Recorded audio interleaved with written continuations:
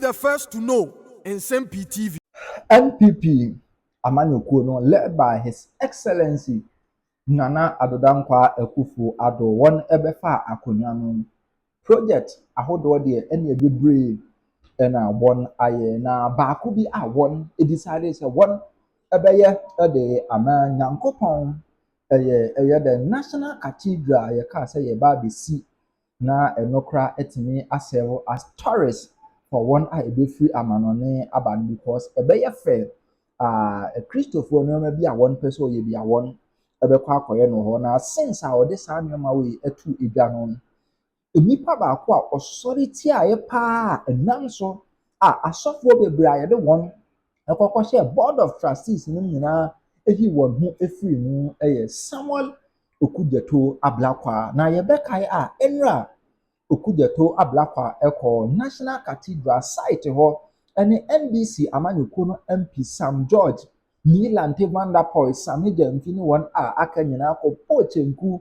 ɛwɔ hɔ sɛ Nana Adodankwa Akufo-Addo ne MPP Amanyɔkuo no use this opportunity deɛ wia Ghana for wɔn ɛka sɛ 6th of March 2024 na wɔn ɛbɛwie project ne nso wɔn ɛnyawie project no why was Okudzeto doing all these things yɛnkɔ ne yɛnkɔ tie Oroni that's brina that's okay say Okudzeto Ablakwa ndra ekinkan was a 13-point demand moye from mampani and we said the first point no me kan we fidie so abra National Cathedral no starting somewhere na oye na me kan say ade na opeso wa achieve nyina ne say National Cathedral no yentimi na ode ababeye propaganda ababeye campaign say mampani e kan say obesi dan Nyankopɔn na wantimi ansi nti sɛ mbi before shebo kra so obesi dan Nyankopɔn no wantimi ani so a de kyɛ sɛ ne mu hye nipa ba a ombetimi adi so ɛna mpanian pa no endra ɔkasa no ɛno ne ade di kan bo Nyankopɔn din so afeli ɛno ne ade di kan o ɛno ne ade endra di kan a wo o na akɔ Nyankopɔn kɔma no nti ɛbae no ɛna me sɛ nti ande na muma sɛ Okudzeto Ablakwa ada ne Nyankopɔn dia na ɔno na ɛkɔda Nyankopɔn kama dia na ande Ghana yɛwɔ asɛmbɔ ne papa na ɛba ne sɛn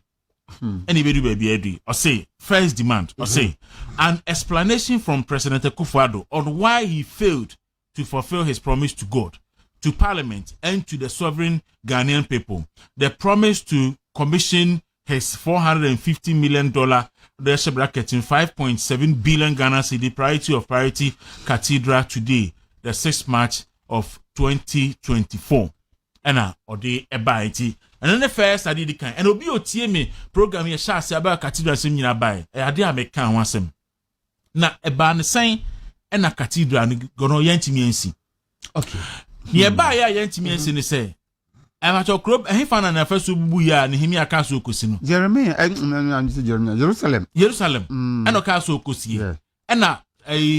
Tobias Sambalat so munye de omon enti Mampani Akufo-Addo say obesi National Cathedral. Ena wo Okudzeto Ablakwa. Osore ye ohu Tobias.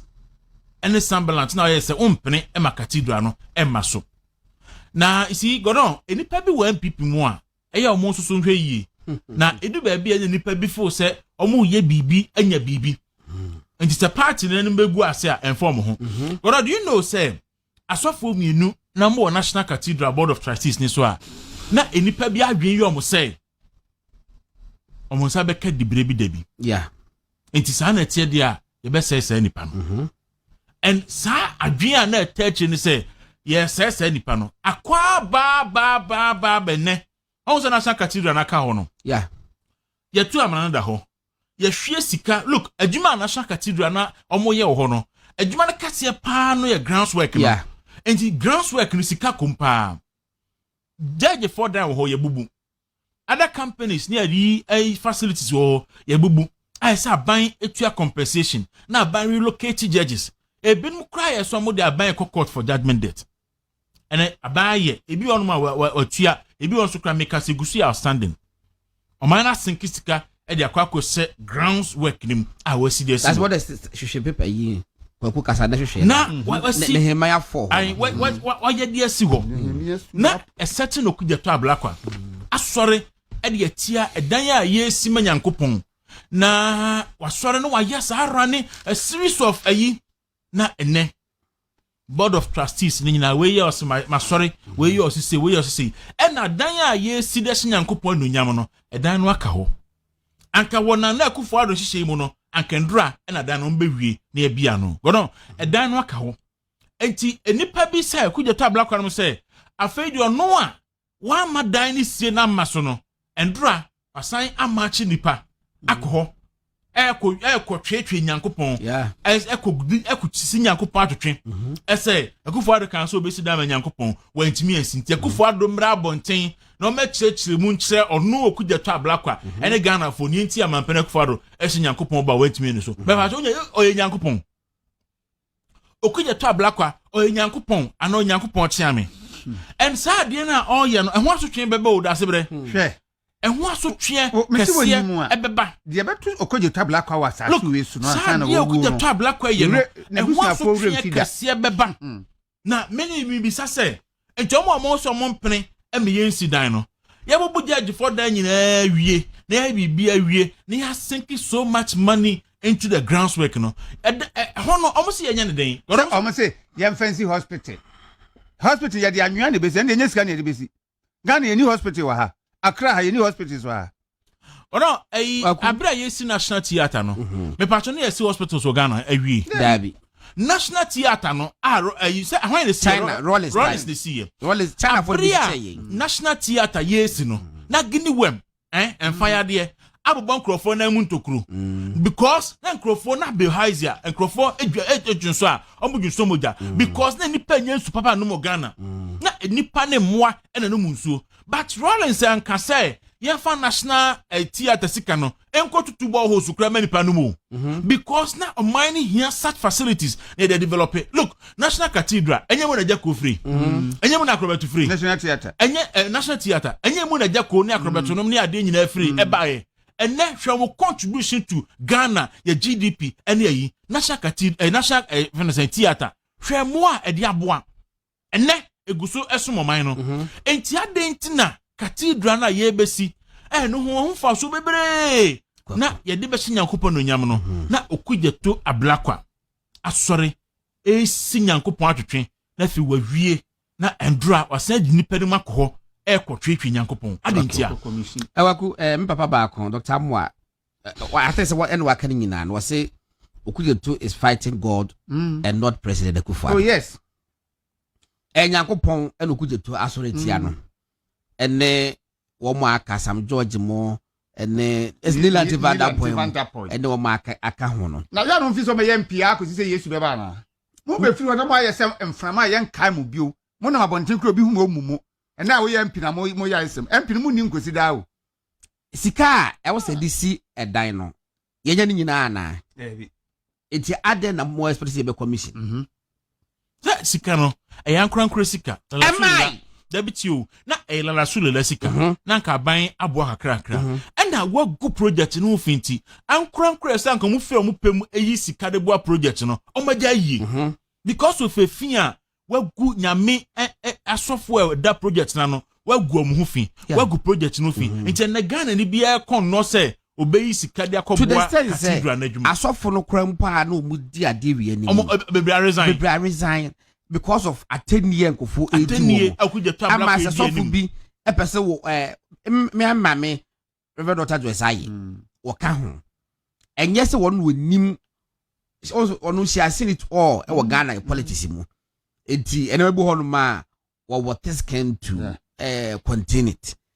and what that so support National Cathedral no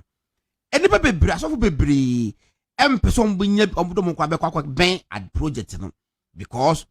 Okudzeto enobonsa makwa apam say yengu project no fi e me yakopon aso dan ye ntimiensi makwa ko memi say right from the outset because say obi bie ni ho no obetime si sa aso na we say we did like even 5 years eso pa yen kakran da ben na President Akufo Addo ka kire Ghana for say ye be commission sa project we 6th March 2024 omonka che omo se kenu frata ko kan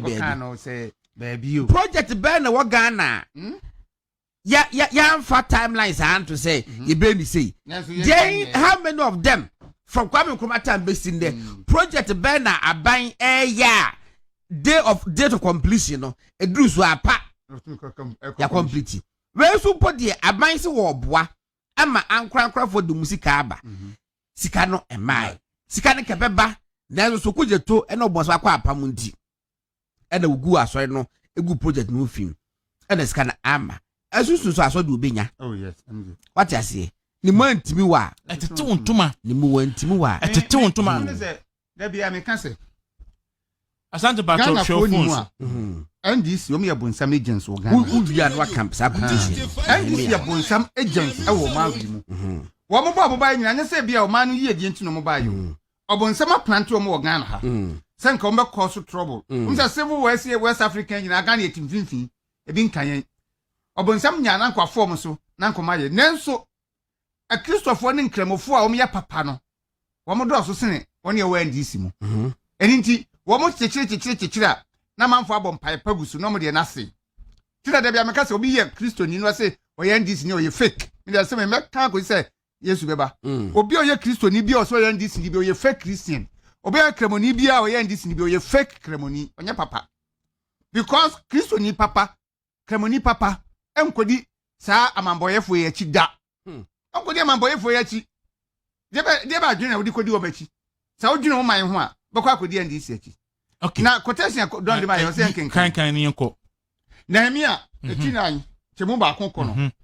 o se akwansifo awo dwuma no ho etifiasem na Sambalat eti say ya to ofasuo no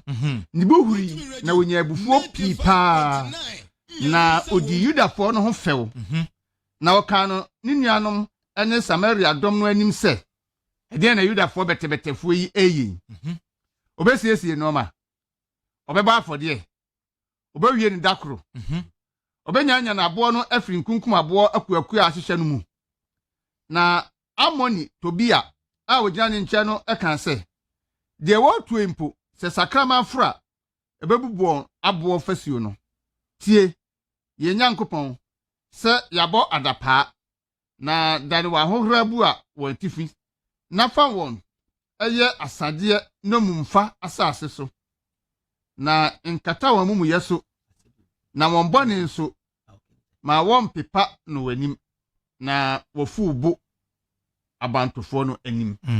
nti quotation ni o capture no pepepe o capture no right NDC for some Okudzeto ablakwa ye no ese eye bususem na ma yahwe ye be ma nyame abufo isi hwe afa na ma dwen si bibi so se eho abufo kra ne ma nsuo no kotwifa ne kromfo no so no because look say nya honkwa na ya afa nya honkwa ba ora no affect ne pa look wan hwe ya obebe ho abufo na ma ne nko aso ebia na sefo ne ebetimi kra me bia koman no but ye kanipa hwe onni nukre Emma omaino na oni nukre Emma ne ho a joma ma Okudzeto ablakwa di achi no look na no ye ka yasem wo ha whole city na asem wo ha anopa me wo 3 minutes 43 seconds video of a documentary former Joy FM4 a presenter with Joy News gift ando apia abra ne ye commission project no me de be kire tiefo na tiefo mun konkwohwe se John Dramani Mahama eboshe a wo she we de o she ye bo se obesi a $10 billion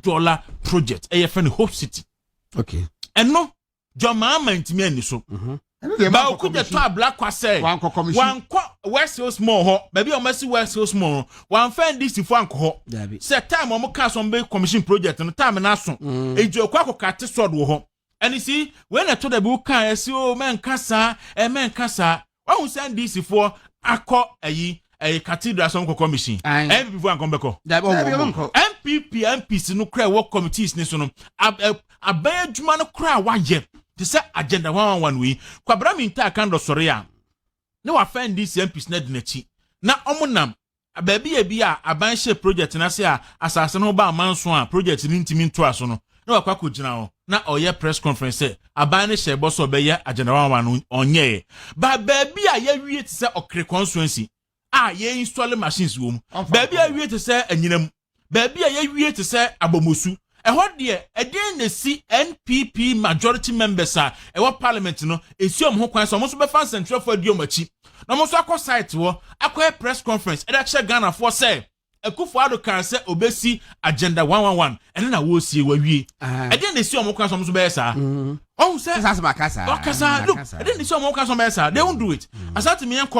just about 3 minutes, 45 seconds documentary of York City. Now, a black one so maybe a walk on TV to say COVID-19 the project be project kit 12 years so when ni hono went me dey actually for ni pen ni no kre anyame abufu shemba sankrofo no nyina so asante me yakọ video ni mra ya hwe nipa on kan kre.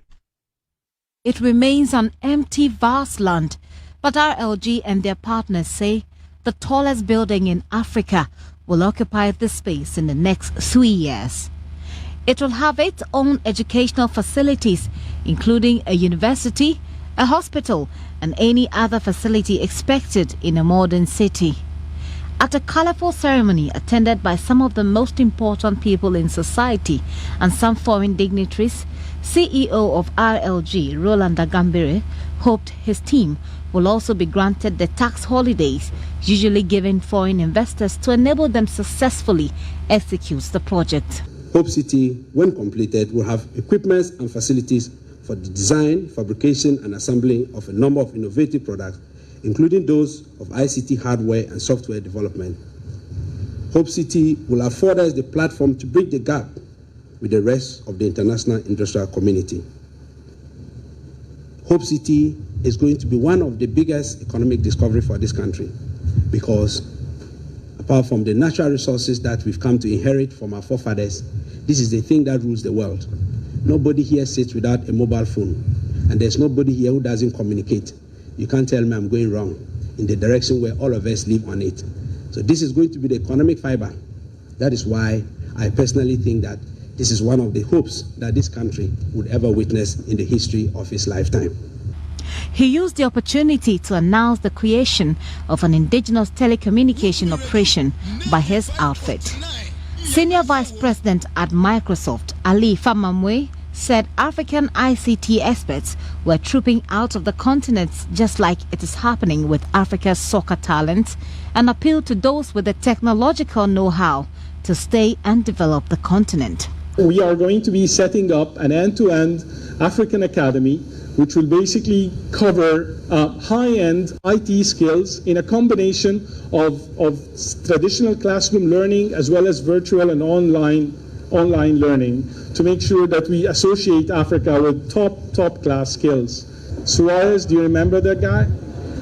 Okay, what we want is to Suarez-proof our future so no one stands in our way. Governors for Osun and Akwa Ibom states wished RLG and Ghana well in this new initiative, acknowledging the company's impact in the area of technology in their respective Nigerian state. President John Mahama said this project will complement the National Technical Pact being pursued by government in its quest to provide sustainable jobs.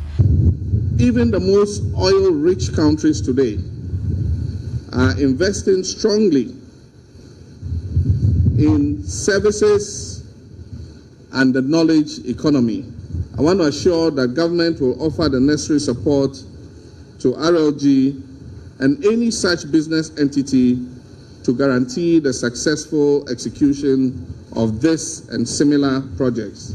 Hope City, meaning home, office, people and environment, is modeled after a typical northern family house and is symbolic of the RLG CEO's rise through poverty in northern Ghana. The $10 billion project, he says, is his contribution to making a difference in the world as a Ghanaian. Gifty Ando Apia for Joy News. Gifty Ando Apia ne Godom. The mama say $10 billion project no. Hope City no or say a home office people and environment na edano kra no omufisiri munti one agamberi